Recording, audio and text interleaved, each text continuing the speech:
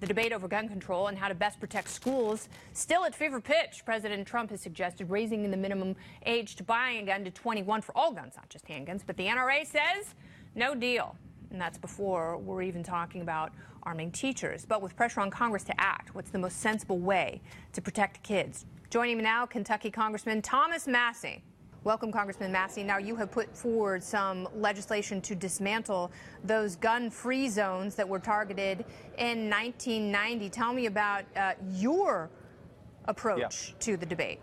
Well, all of my colleagues have very unserious and disingenuous proposals for stopping school shootings. I mean, they know, and that's what's disingenuous about it. They know their solutions won't work. I've got a solution that I've been proposing for 5 years. I've introduced it every Congress. It's called the Safe Schools Act. It would repeal the Gun-Free Zone Act of 1990, which has done nothing but make our school children less safe. 98% of mass public shootings happen in a gun-free zone. Yeah. Don't we want our children in the 2% safe area instead of the 98% vulnerable area? You do, but I think the worry for a lot of people is forcing, and this is the main complaint, that of course you want kids to be safe, and we have to take a real look at how you harden some of these soft targets, which are magnets for psychotic school shooters like this. But the worry is that if you force teachers to arm themselves, you could actually be putting more people at risk, because in a chaotic situation, someone who is not properly armed and goes into a hallway with screaming kids and becomes confused and panicked and disoriented, the worry is if they try shooting at someone, it will be the wrong someone. You know, over 5% of Americans have a concealed carry permit. And if you exclude New York City and California, it's over 8%. So I don't think teachers are any less representative of the general population in terms of concealed carry permits. That means there are about 8% of teachers who already own a firearm and who are already deemed proficient enough by their state to carry that concealed into any area except for a school. Now, there are already 12 states that allow some form of concealed carry in schools by teachers. So a lot of folks on the news are saying, oh, what if this happens? What if a teacher shoots a student? What if a policeman shows up and shoots a teacher? That's never happened. And we already have schools where teachers are carrying.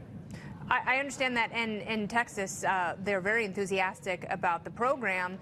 One of my worries is, and I'm going to shift a little bit from gun control to mental health, because this is an area where I'm most concerned, because it's not just people with mental illness. That's a blanket term, and it's very dangerous to throw that term around, because you could take anyone with a perceived mental illness and arbitrarily put that person on a watch list so they are unable to purchase a firearm to defend themselves. I think that's a very slippery slope, and today the president was talking enthusiastically about involuntary commitment, which is also problematic. Where do you fall on the mental health issue, and what's an appropriate response? Well, here's the other problem with attaching that stigma and depriving somebody of their rights merely for seeking treatment for mental health.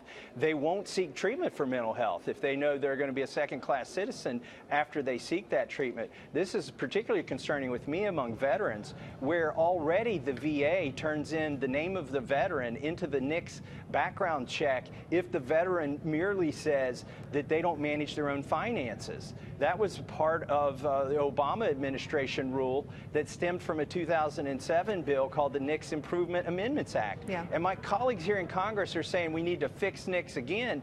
The problem is there's no due process in there. I'm okay if somebody's been adjudicated by a court, either a state court, an Article III federal court, or a military court, as mentally incompetent for handling a firearm. But you can't let the Department of Education or the Veterans Administration or the Social Security Administration do that. Not a bureaucrat, not the lowest learners of the world. They should not be adjudicating your Second Amendment rights. That's the problem with the bill that's in front of us here in Congress. Yeah, you run into all sorts of difficulties there, because one of the biggest problems with the background check system is the inaccuracies. And oftentimes people who have the same name or the same sounding name are put on these lists without due process. They have no idea how they got on, and it's very difficult to get off.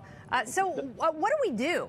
You know, they talk about raising the minimum age for purchasing a long gun to 21, which I understand, but don't you have to shift all of adulthood in that direction? And doesn't that mean that you cannot allow anyone to enter into the military until they're 21 or drive a car or vote?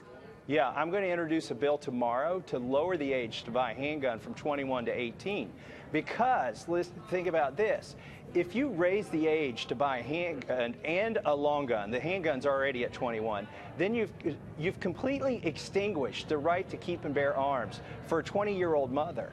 And that's unconstitutional. If you go back and look at the Heller decision, you know, they intimated that, okay, maybe states can have some reasonable restrictions on firearm ownership, but you can't completely extinguish somebody's right to keep and bear arms. That's what they ruled in the Heller decision. If you raise the age for all adults to 21 to keep and bear arms, and we still consider voters at 18 to be adults, then I think you've run afoul of the Constitution. I think you're absolutely right, because then we have this gray area of late adolescence, which I think does a great disservice to society. I appreciate yours and the work you're doing on this and other issues. Thank you, Congressman. Hey, thank you, Kennedy. To your point at the beginning of the monologue, the police aren't obligated to protect you. I mean, they have no legal obligation. This has been established by the courts, and I heard that from a Columbine survivor who told me he was a party to a lawsuit, and their lawsuit went nowhere, and he found out that the police aren't obligated to protect you. So if they're not obligated, I think you need to have the ability to carry a gun. I think teachers need to have that ability too. You're absolutely right, and it also brings up the idea that perhaps we can't always rely on the government to keep us safe. So, that's right. You know, it's an ongoing conversation, to say the least. Thanks again, Congressman.